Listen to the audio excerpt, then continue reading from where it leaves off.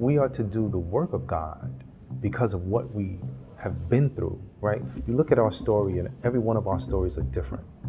You know, Yusef Salaam was built up in a particular way that he now can fight in a new way against the system.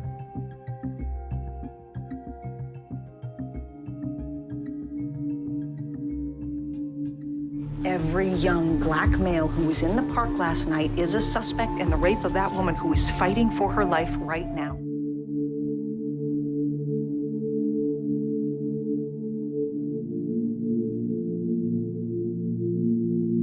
You know, there's 30 years of trauma that we have never dealt with. And I say that because when I first saw the series with the guys, we saw it collectively for the first time. We saw it, we experienced it together, and it broke us. It broke us because we had not known that each of our experiences were different.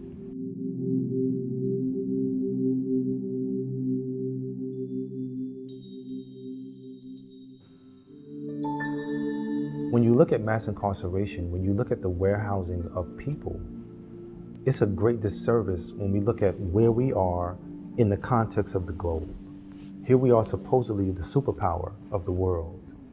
But in the context of criminal justice throughout the world, we have a lot to learn.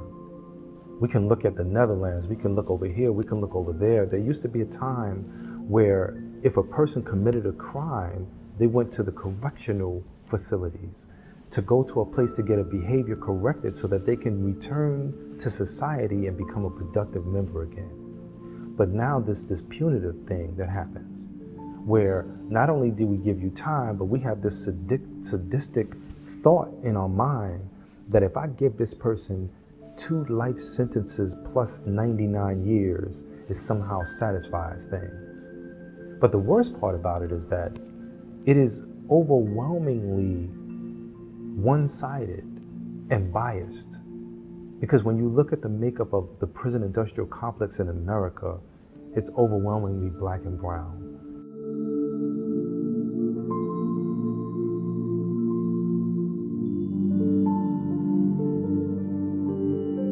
When you swear to uphold justice and you say, I could make a political career move, this is one of the most craziest cases. This is big. There's opportunity here. This will never come back to haunt me. I could build my career off of the backs of these individuals. And if you look at what Elinda Fairstein has done, she was able to retire from the sex crimes unit to become a multi-million-dollar book author because of the accolades, especially being the head of the Central Park jogger case. When you look at Elizabeth Lederer, she went on to be one of the adjunct professors at Columbia Law School, one of the top institutions in this nation. There was an outcry when the Central Park 5 film was released in 2013. The students said, what kind of law can she teach us? We don't want her to be our teacher. But the institution said, how can we fix this? And so then institutional protectionism became the norm. And they just removed from her bio that she was one of the persons that adjudicated the Central Park jogger case. I'm thinking that justice for us is many things. The Central Park jogger case is a microcosm of a macrocosm of cases just like it.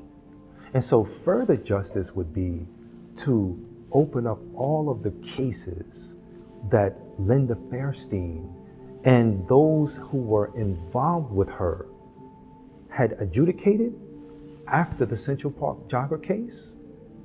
And I want to say, because this practice, right, I'm calling it a practice, was tried and perfected with the Central Park jogger case, that means we know that they had done it before. So we need to examine this whole body of work that they did before and after.